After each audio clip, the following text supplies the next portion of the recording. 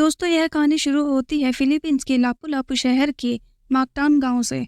यहाँ 16 साल की क्रिस्टीन नाम की लड़की रहा करती थी। दिखने में यह बड़ी आम सी लड़की थी जो अपने माता पिता के साथ यहाँ रहती थी। परिवार लोअर मिडिल क्लास था और बड़ी मुश्किल से इनका गुजारा हो रहा था। जल्दी ही क्रिस्टीन का स्कूल पूरा होने वाला था और वह प्लान बना रही थी कि वह आगे किस कॉलेज में पढ़ाई करेगी और उसे आगे क्या करना है और बड़े होकर क्या बनना है। इसके अलावा क्रिस्टीन अपने धर्म में बहुत ज़्यादा विश्वास करती थी। वह हर संडे घर के पास वाले चर्च में जाती, वहाँ सेवा वगैरह करती थी और प्रेयर वगैरह होने के बाद वह 8 बजे के बाद अपने घर वापस आ जाती थी। यह उसका हर हफ्ते का रूटीन बन गया था। क्रिस्टीन के माँ बाप ने बताया कि उसे के पॉप, बीटीएस और एनीमे शोज देखना काफ़ी पसंद था। अब संडे 9 मार्च 2019 का वह दिन था। जैसे ही क्रिस्टीन सुबह उठी, उसकी माँ ने कहा कि उन्हें बाजार जाकर कुछ सामान लेकर आना है। फिर क्रिस्टीन और उसकी माँ बाजार कर वहाँ से कुछ सामान लेकर आए, लेकिन क्रिस्टीन ने कुछ के पॉप के एपिसोड्स मिस कर दिए थे, तो वह उन एपिसोड्स को देखना चाहती थी। और ऐसे ही शाम हो गई।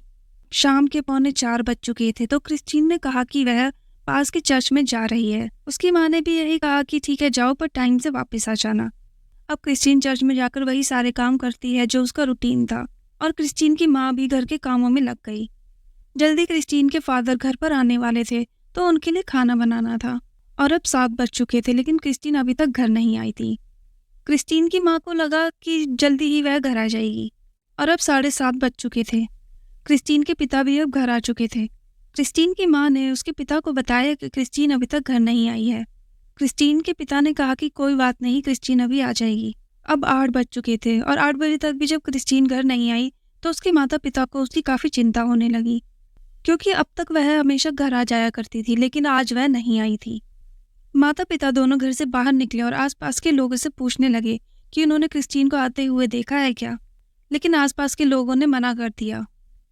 इसके बाद गांव के लोकल लोगों ने क्रिस्टीन को ढूंढना शुरू किया, लेकिन क्रिस्टीन उन्हें कहीं नहीं मिल रही थी। तो सभी गांव के लोगों ने और उसके माँ बाप ने यह डिसाइड किया कि वह पुलिस स्टेशन जाकर क्रिस्टीन के लापता होने की रिपोर्ट लिखवा दें। अब सभी लोग पुलिस स्टेशन जाते हैं और उसके लापता होने की रिपोर्ट लिखवाते हैं और वह पुलिस को बताते हैं कि क्रिस्टीन 4 बजे से घर से निकली हुई है और वह चर्च जाने के लिए निकली थी, लेकिन अभी तक वह घर नहीं आई है, जबकि उसे 7, 7:30 के आसपास ही घर वापस आ जाना चाहिए था। पुलिस वालों ने कहा कि वह क्रिस्टीन को ढूंढने का काम शुरू करते हैं, लेकिन इन पुलिस वालों का आईक्यू इतना कम था कि वह क्रिस्टीन को उसके घर के आसपास ही ढूंढ रहे थे, जहां पर उसके माता पिता और गांव के लोकल लोग पहले ही उसे ढूंढ चुके थे। पूरी रात क्रिस्टीन के माँ बाप, गांव के लोग और पुलिस क्रिस्टीन को ढूंढती रही, लेकिन वह उन्हें कहीं नहीं मिली। अब दिन निकल चुका था और यह दिन 10 मार्च का था। अब लोकल पुलिस के पास एक फ़ोन आता है जो कि एक किसान ने उसी गांव से किया था। कॉल पर किसान ने बताया कि जैसे ही वह उठा और अपने खेतों में गया, जो उसने नज़ारा देखा वह काफ़ी भयानक था। किसान ने पुलिस को बताया कि जब वह अपने खेत में आया तो उसे एक लड़की की लाश दिखी। तभी उसने पुलिस वालों को कॉल किया और कहा कि आप एक बार आकर इस लाश को देख लीजिए। अब पुलिस और क्रिस्टीन के माँ बाप और कुछ और लोग भी पुलिस के साथ उस खेत में जाते हैं और जैसे ही पुलिस वहाँ पहुँचती है और जैसे ही पुलिस खेत का नज़ारा देखती है, उसकी रूह कांप जाती है, क्योंकि जैसी उस लाश की हालत थी वह नज़ारा बहुत ही भयानक था कि कैसे कोई किसी पर इतनी बेदर्दी दिखा सकता है। जी हाँ, ये लाश किसी और लड़की की नहीं बल्कि क्रिस्टीन ली की ही थी। सभी लोग उस लाश की आइडेंटिटी पहचानने में लगे हुए थे, लेकिन किसी को भी समझ नहीं आ रहा था कि क्या ये लाश क्रिस्टीन की ही है, क्योंकि लाश पर कोई भी कपड़ा मौजूद नहीं था। सिर्फ एक जीन्स थी जो कि घुटनों से नीचे की तरफ खींची हुई थी और उसके अलावा उसके शरीर पर कोई भी कपड़ा मौजूद नहीं था। जैसे ही लोगों ने उस लाश का फेस देखा, किसी को भी यकीन नहीं हो रहा था कि यह किसी इंसान की लाश है या फिर यह कुछ और है, क्योंकि यहाँ पर उस लाश का आधा चेहरा ही गायब था। वो किसी पिज़्ज़ा स्लाइस की तरह काट दिया था। जैसे ही पुलिस वालों ने इस लाश को देखा तो उन्हें समझ ही नहीं आया कि यह काम कौन कर सकता है।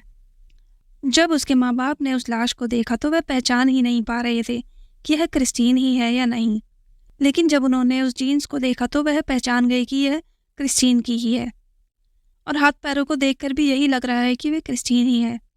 लेकिन इसका ये हाल कोई कैसे कर सकता है, यह किसी को समझ नहीं आ रहा था। पुलिस ने तुरंत एम्बुलेंस को फ़ोन किया और लाश को पोस्टमार्टम के लिए भिजवाया गया। उस लाश को देखने के बाद लोगों के अंदर का गुस्सा काफ़ी बढ़ गया था। जब पोस्टमार्टम की रिपोर्ट सामने आई तो उसमें लिखा हुआ था ना ही सिर्फ इस लड़की का सर काटा गया है, बल्कि इस लड़की के सर में काफी सारा एसिड भी भरा हुआ है। उस लड़की का दिमाग पूरी तरह से एसिड से जल चुका था और जबड़ा भी काफी तरह जल चुका था। उस लड़की के चेहरे की ऊपरी सतह पूरी तरह जल चुकी थी। इतना ही नहीं, जिसने भी यह कांड किया था वह यहीं नहीं रुका। उसने तेजधार हथियार से इस लाश को काटा और बॉडी को फाड़ा और उसमें से काफी सारे अंग बाहर निकाल लिए। जैसे ही यह बात लोगों को पता चली, लोगों के अंदर भयंकर गुस्सा फूट चुका था कि आखिर कोई इतना बेदर्द कैसे हो सकता है, कोई इतना बेरहमी से कत्ल कैसे करेगा। लोगों ने इससे पहले काफी मर्डर्स देखे थे, लेकिन इस तरह का अजीबोगरीब और खौफनाक वह पहली बार देख रहे थे। अब आप वहाँ का लॉ एंड ऑर्डर देखिए कि पोस्टमार्टम रिपोर्ट में यह लिखा गया कि उस लड़की का बलात्कार नहीं हुआ था। पुलिस ने अपने ऑफिशियल बयान में कहा कि उन्हें यहाँ 2 पॉसिबिलिटीज लग रही हैं जिसकी वजह से यह कांड हुआ होगा। या तो हो सकता है किसी ने बलि वगैरह के लिए यह कांड किया होगा, या फिर हो सकता है जिसने यह कांड किया वह बहुत ज़्यादा नशे में था। लेकिन जैसे ही लोगों को यह पता चला, लोगों का गुस्सा बहुत ज़्यादा फूट चुका था और अब यह बात मीडिया में आ चुकी थी। यह न्यूज़ देश में आग की तरह फैली और लोग अब सड़कों पर आकर यह बोल रहे थे कि कोई 16 साल की लड़की के साथ यह क्यों करेगा। सरकार को इस केस में दखल अंदाजी करनी पड़ी और 2 मिलियन पैसों का इनाम रखा गया जो भी इस केस में हेल्प करेगा। लेकिन यहाँ भी पुलिस वालों को काफ़ी दिक्कतों का सामना करना पड़ा। लोग 2 मिलियन के लालच में ऐसे ही उठकर सामने आ रहे थे और किसी का भी नाम लगा रहे थे कि जनाब इसने यह काम किया होगा, आप तुरंत इसको अरेस्ट करिए। हमने इसे क्रिस्टीन के साथ देखा था, यह क्रिस्टीन के आसपास ही मौजूद था। लेकिन जब पुलिस उनका बयान लेती तब आरोपी के पास एक सॉलिड एलिबाई होता कि उन्होंने ऐसा नहीं किया। हम तो इस टाइम पर कहीं और मौजूद थे, हम नौकरी पर थे, हम काम धंधे पर थे। जैसे ही सरकार ने लोगों में इसका गुस्सा फूटते हुए देखा तो सरकार ने यह केस अपने हाथ में ली और वहाँ की सबसे बड़ी जांच एजेंसी एनबीआई के हाथ में इसे सौंप दिया। और जैसे ही एनबीआई ने इस केस को हाथ में लिया, उन्होंने बहुत सीरियसली इस केस की जांच शुरू कर दी और आसपास के सीसीटीवी फुटेज को खंगालना शुरू किया। और सबसे पहले पुलिस उसी चर्च में गई यह देखने के लिए कि क्रिस्टीन वहाँ आई भी थी या नहीं, वहाँ उसने आकर सेवा वगैरह की थी कि नहीं। चर्च की लॉ बुक चेक की गई, वहाँ क्रिस्टीन के आने और जाने की एंट्री थी। करीब 6:15 के पास क्रिस्टीन ने वहाँ से एग्जिट कर दिया था। अब क्रिस्टीन इतनी जल्दी वहाँ से क्यों निकल गई थी यह किसी को भी समझ नहीं आ रहा था, क्योंकि उसे वहाँ से करीबन 7 बजे निकलना था। सीसीटीवी की जांच करते हुए उन्हें एक क्लिप दिखाई दी जहाँ क्रिस्टीन रोड पर जा रही थी, लेकिन उसके साथ कोई एक आदमी भी था। अब यह व्यक्ति कौन था, पुलिस इस बात का पता लगाने में जुट गई, क्योंकि सीसीटीवी में इस आदमी का फेस बिल्कुल नहीं दिख रहा था और इस सीसीटीवी में अंतिम बार क्रिस्टीन को जिंदा देखा गया था। पुलिस कुछ पुराने रिकॉर्ड्स देख रही थी कि ऐसा घिनौना काम कौन कर सकता है, तो उन्हें एक पुराने आरोपी योनस का पता चला। जी हाँ, कुछ साल पहले योनस ने इसी लापू लापू शहर में एक मर्डर किया था जिसकी सज़ा वह जेल में काट रहा था और कुछ टाइम पहले ही वह यहाँ से निकल चुका था। और जैसे ही पुलिस इस योनस के पास पहुंची, उसे गिरफ्तार किया गया, उसे पुलिस स्टेशन लाया गया और उसकी बहुत अच्छे से सेवा की गई। और वह बार बार यही बोल रहा था कि उसने यह काम नहीं किया। उसने कहा, आप मेरे बॉस से पूछ लीजिए, मैं पूरा दिन वहीं था। अब पुलिस उसके बॉस से पूछती है तो उसका बॉस बताता है कि 9 मार्च को यह पूरा दिन मेरे पास ही काम कर रहा था। अब यह बात सुनकर पुलिस वालों को यूनस को छोड़ना ही पड़ा, क्योंकि उनके पास कोई ठोस सबूत नहीं था। अब पुलिस ने क्रिस्टीन के माँ बाप से पूछताछ शुरू की। पुलिस क्रिस्टीन के बारे में जानना चाह रही थी कि उसकी पास्ट की ज़िंदगी कैसी रही है और वह कौन हो सकता है जो क्रिस्टीन के साथ इतनी बेदर्दी से दुश्मनी निकाले। क्रिस्टीन के माँ बाप ने कहा कि उन्हें इतना तो नहीं पता कि वह किससे बातें किया करती थी, लेकिन हाँ, उसे के-पॉप, बीटीएस और एनिमे शोज देखना काफ़ी पसंद था। तो आप उसका मोबाइल चेक कर सकते हैं, क्या पता आपको कुछ उसमें मिल जाए। अब जैसे ही पुलिस वालों ने क्रिस्टीन के मोबाइल की जांच शुरू की तो उन्हें वहाँ एक नंबर दिखाई दिया। यह नंबर एक जॉन नाम के लड़के का था। यह जॉन कोई और नहीं बल्कि क्रिस्टीन का एक्स बॉयफ्रेंड ही था। हाल ही में क्रिस्टीन का जॉन के साथ ब्रेकअप हो चुका था। अब पुलिस वालों को लगा कि जॉन ने बदला लेने के लिए क्रिस्टीन के साथ ऐसा किया हो। पुलिस वाले जॉन के घर जाते हैं और उसे तुरंत गिरफ्तार कर लेते हैं और उसे पुलिस स्टेशन ले आते हैं और उससे पूछताछ करने लगते हैं। उसने कुछ नहीं किया। जॉन की भी अच्छे से सेवा पानी की गई, लेकिन जॉन बार बार यही बोल रहा था कि उसने कुछ नहीं किया। 9 मार्च को वह पूरा दिन घर पर ही था। आप किसी से भी पूछ लीजिए, आप मेरे घर वालों से पूछ लीजिए, मेरे आसपास के रहने वाले लोगों से पूछ लीजिए। लेकिन पुलिस वालों ने उसकी एक भी नहीं सुनी और उसके ऊपर मर्डर का चार्ज भी लगा दिया। उसके ऊपर चार्जेस साबित कर दिए गए, वो भी कोर्ट के अंदर। सोच कर देखिए, आपकी चार्जशीट पूरी बन चुकी थी, कोर्ट के अंदर सबमिट भी हो गई थी कि आरोपी जॉन ही है। लेकिन जॉन के माँ बाप ने बोला कि वह कम से कम 9 लोगों को पेश कर सकते हैं जिन्होंने जॉन को उनके आसपास 9 मार्च को देखा था। तो जॉन अपने घर पर रहकर यह कांड कैसे कर सकता है? लेकिन किसी को भी यह नहीं समझ आ रहा था। पुलिस वालों को बस यह चाहिए था कि जल्दी से जल्दी यह केस बंद हो जाए और उनके सर पर से यह सिरदर्दी हटे जो उनके ऊपर मीडिया का प्रेशर बना हुआ है, सरकार का प्रेशर बना हुआ है। वह किसी भी तरह से इस सरदर्द से छुटकारा पाना चाहते थे और इसी छुटकारा पाने के चक्कर में उन्होंने जॉन को अंदर भी डाल दिया। लेकिन जैसे ही जॉन को सजा हुई, लोगों का गुस्सा और ज़्यादा भड़क गया, क्योंकि लोगों को लग रहा था कि जॉन शायद सच बोल रहा है, उसने यह काम नहीं किया।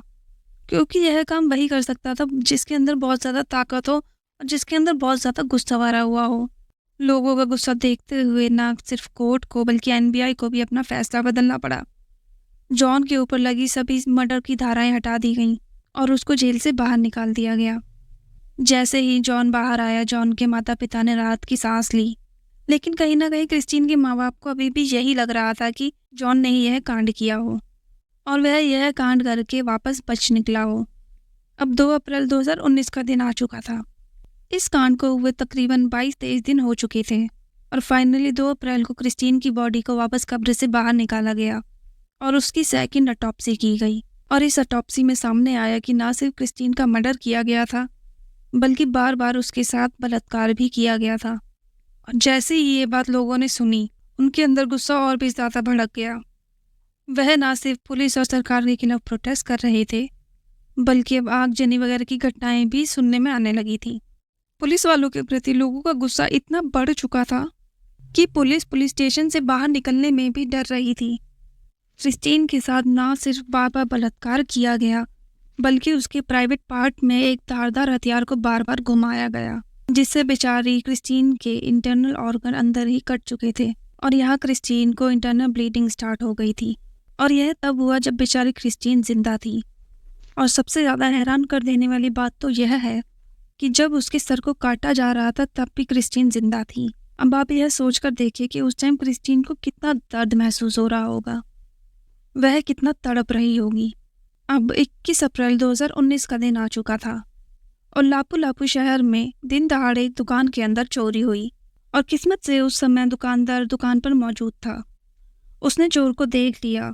जैसे ही चोर सामान लेकर भाग रहा था, दुकानदार भी उसके पीछे पीछे भागने लगा और उसने जोरों से चिल्लाना शुरू किया और वहीं के लोकल लोगों ने उसी टाइम पर उस चोर को वहीं पकड़ लिया।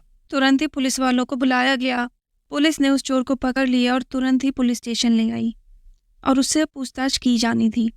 पूछताछ में उसने अपना नाम रोनेटो बताया और उसने बताया कि वह पिछले कुछ सालों से चोरियां करता आ रहा था। पुलिस वालों ने उसको रिमांड पर लिया और जैसे ही 22 अप्रैल को उसे रिमांड पर लिया गया और उसे सख्ती से पूछताछ की गई और यकीन मानिए जो रोनाटो ने पुलिस वालों को बताया वह सुनकर पुलिस वालों के होश उड़ गए कि पुलिस जिस इंसान को इतने समय से ढूंढ रही थी वह इंसान अब पुलिस के सामने मौजूद था। थोड़ा सा पीछे चलते हैं इसी केस में और बात करते हैं फरवरी 2019 की। फरवरी में जब क्रिस्टीन का अपने बॉयफ्रेंड जॉन के साथ ब्रेकअप हुआ तो क्रिस्टीन काफ़ी ज़्यादा अलोन महसूस कर रही थी। वह बहुत ज़्यादा उदास रहती थी और वह धीरे धीरे डिप्रेशन में जा रही थी। तभी क्रिस्टीन अपनी फेसबुक फीड को स्क्रॉल कर रही थी, तभी उसके सामने एक नोटिफिकेशन आया और उस नोटिफिकेशन में लिखा हुआ था CJ Dias send you a friend request. CJ Dias नाम के लड़के ने क्रिस्टीन को फ्रेंड रिक्वेस्ट भेजी थी। क्रिस्टीन ने उस रिक्वेस्ट को एक्सेप्ट कर लिया और अब क्रिस्टीन और डायस की बातें शुरू हो गई और कुछ ही दिनों के अंदर इनकी एक बहुत स्ट्रांग और अच्छी बॉन्डिंग बन चुकी थी और दोनों ने जल्दी ही मिलने का प्लान भी बना लिया। दोनों एक दूसरे के साथ पिक्स वगैरह शेयर करते थे और एक अच्छा रिलेशनशिप बिल्ड हो चुका था। हम दोनों एक दूसरे से मिलना चाहते थे और दोनों ने 9 मार्च का दिन फिक्स किया। 9 मार्च को चर्च के बाहर वह दोनों मिलने वाले थे।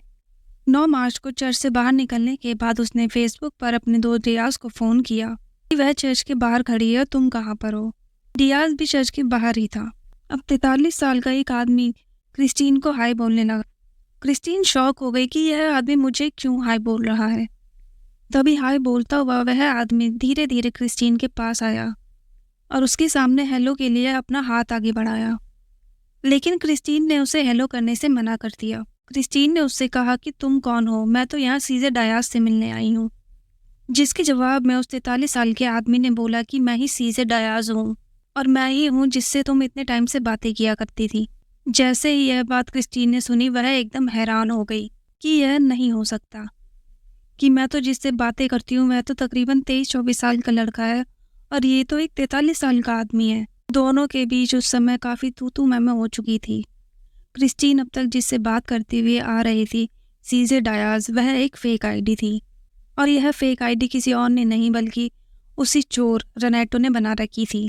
और अब तक रेनेटो सीजे डायाज बनकर क्रिस्टीन से बातें करते आ रहा था और उसकी फीलिंग्स के साथ खेल रहा था। अब बहस के बाद क्रिस्टीन अपने घर जाने लगी। सीजे डायाज उर्फ रेनेटो ने उसका पीछा करना शुरू किया और वह भी क्रिस्टीन के साथ साथ उसके साइड में चल रहा था।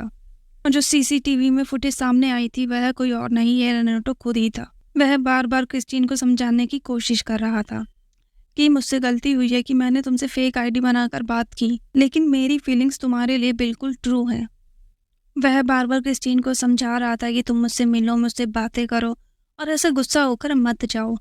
और एक पॉइंट पर आकर दोनों रास्ते में ही लड़ने लगे।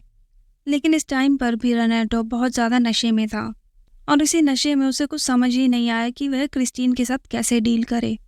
अब अंधेरा हो चुका था और वह अपने घर जाए जा रही थी। रेनेटो ने क्रिस्टीन का हाथ पकड़ा और एक पतली सी गली में से होते हुए उसको एक खेत में लेकर गया। वहां ले जाकर ना उसने सिर्फ उसका बेरहमी से बलात्कार किया बल्कि उसके पास मौजूद एक हथियार से उसका यह हाल भी कर दिया। उसने क्रिस्टीन के प्राइवेट पार्ट के अंदर 20 से ज़्यादा बार चाकू मारे, जिससे क्रिस्टीन के इंटरनल ऑर्गन में ब्लीडिंग शुरू हो गई थी। बल्कि क्रिस्टीन का फेस एक पिज़्ज़ा स्लाइस की तरह काटा गया। और यह सारा कांड करने के बाद भी रेनेटो नहीं रुका। इस हालत में तो क्रिस्टीन की पहचान हो सकती है। उसने खुद को बचाने के लिए क्रिस्टीन की पहचान को मिटाना होगा। इस हालत में तो क्रिस्टीन की पहचान हो सकती है, तो अपने आप को बचाने के लिए उसको क्रिस्टीन की पहचान मिटानी होगी। वह क्रिस्टीन की लाश को छोड़कर अंधेरे का फ़ायदा उठाकर वह अपने घर चला गया। उसने घर जाकर अपने कपड़े वगैरह बदले और पास की दुकान से एसिड जाकर खरीदा। एसिड खरीदकर वह वापस उसी खेत में आया और अब जरा सोच कर देखिए, उसने उस एसिड को क्रिस्टीन के अंदर भर दिया ताकि यह सर यहीं पर गल जाए और क्रिस्टीन की पहचान ना हो सके।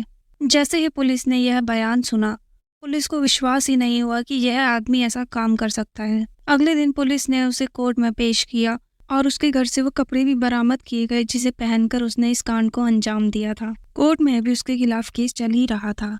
अब दिन था 25 मई 2019 का, जब पुलिस वाले एक एक करके सभी सेल को चेक कर रहे थे। जैसे ही पुलिस रेनेटो की सेल में जाती है, वह देखती है कि रेनेटो मरा पड़ा है।